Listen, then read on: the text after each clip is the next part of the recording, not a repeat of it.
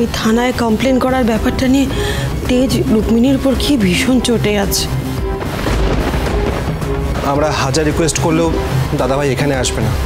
সমুদ্র, একবার ইশিকাকে ফোন করো না, ঠাম্মি কথা বলুক দাদাভাইয়ের সাথে। আমি ইশিকা দিকে ফোন করেছিলাম, ও বাড়ি চলে গেছে। বাহ, জব্বর পাত্রে সিলেক্ট করেছেন কিন্তু আপনারা। বাড়ির বড় ছেলের জন্য যাকে যোগ্য বউ করতে গেছিলেন, সেরকম বিপদের দিনে আপনাদের বাড়ির ছেলেকে একা রেখে পালিয়ে গেল।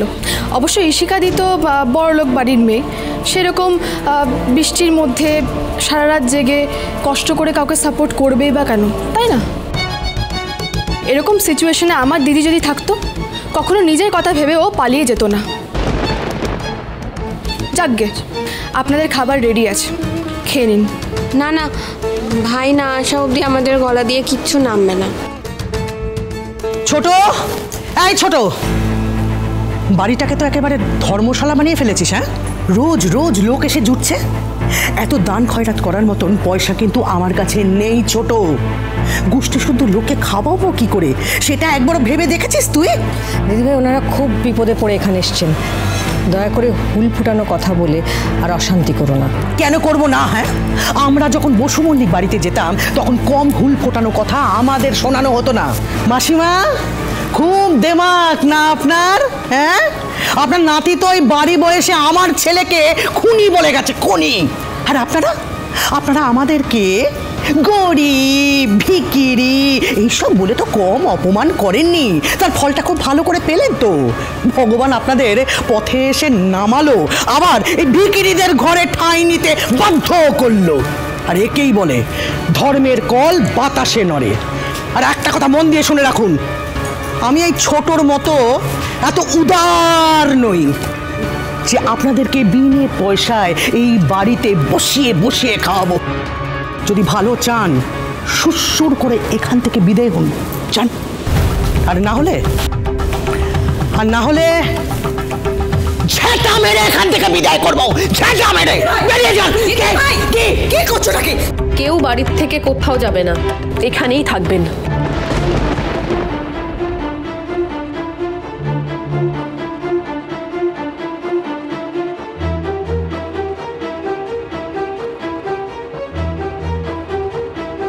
আপনার সমস্যা ওনাদের এখানে থাকা নিয়ে তো?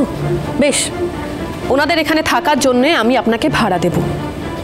বলুন, আপনার কত টাকা চাই? দিদিভাই, আশা করি তোমার আর কোনো আপত্তি নেই।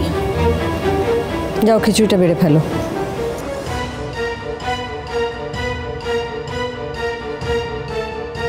এই মেয়ে বসু মল্লিকদের জন্য এত টাকা পয়সা লুটিয়ে দিচ্ছে কেন? আপনি আমাদের ভাড়া দেবেন কেন? সবকিছুতে এত হেল্প করছেন কেন আমাদের?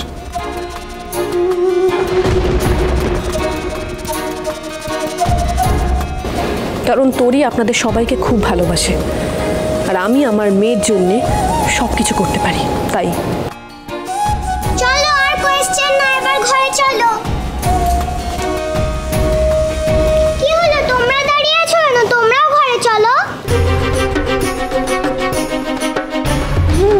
আসুন, আপনারা ভেতরে আসুন। আসুন দিদি, চল। বৌদি,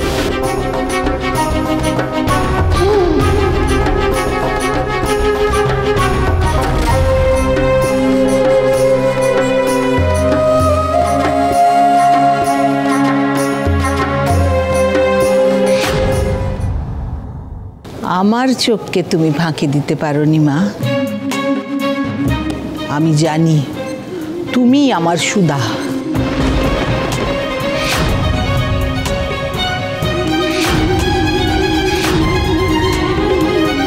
What a sweet revenge you have taken. আমার মনটা একেবারে একেবারে একেবারে ভরে গেল। থ্যাংক ইউ, মানে আমার পাগল পাগল লাগছে।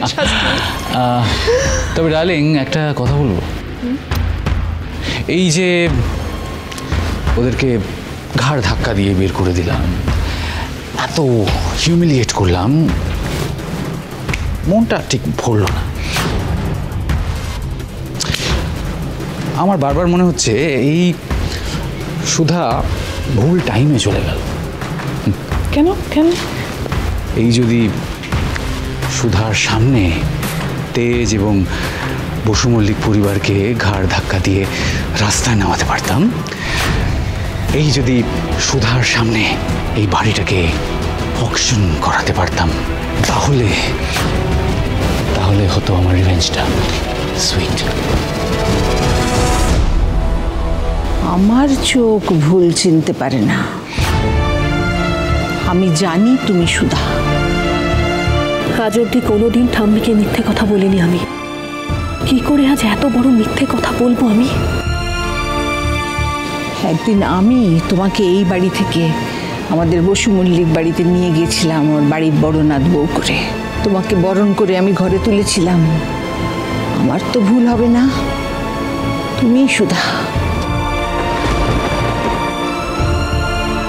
বলো বলো, আমাকে বলো, তুমি সুধা নও? মাসিমা, আমি বলছি আপনাকে, ও সুধা নয় মাসিমা। আপনার মতন প্রথম দেখাতে আমারও ওকে সুধা বলেই মনে হয়েছিল। ভুল করেছিলাম আমি বুঝতে, কিন্তু পরে সেই ভুল সংশোধন হয়ে গেছে মাসিমা। ও সুধা নয়, ও রুক্মিণী। না না, আমি বিশ্বাস করি না এই কথা। ও সুধা ছাড়া আর কেউ হতে পারে না। ও নিজের পরিচয় আড়াল করছে। এত অভিমান করেছো মা তুমি আমাদের ওপরে। এই বুড়িটাকেও তুমি মিথ্যে বলবে?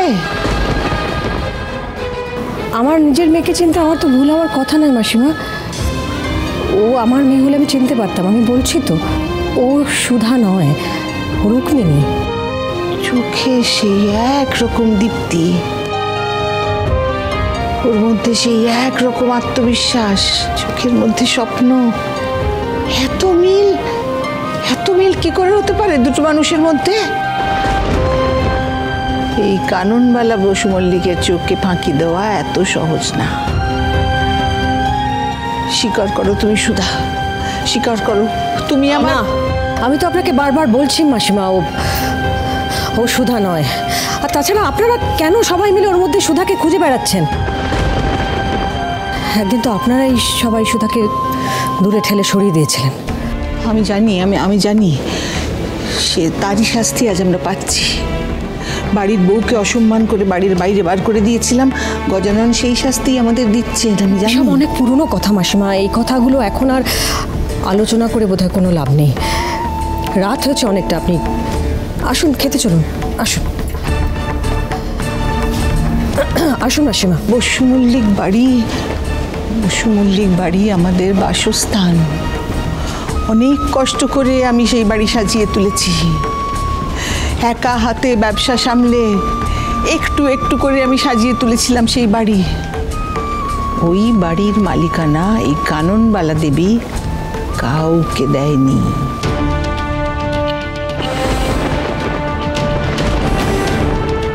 কিন্তু যখন আমার নাতির জীবনে সুধা এলো, তখন আমার মনে হলো যে এই সুধাই একমাত্র পারে আমার বাড়িটাকে আর আমার সংসারকে আগলে রাখতে। আর তখন এই বাড়ির উইল করে আমি সুধা আর তেজের সন্তান এই বসু মল্লিক বাড়ির পরের প্রজন্মের প্রথম সন্তানের নামে লিখে দিয়েছি। হ্যাঁ, কিন্তু সেই অভিশপ্ত রাতে আমি জানতে পারলাম যে আমার দাদু ভাই তেজ কোনোদিন বাবা হতে পারবে না। রিপোর্টে লেখা আছে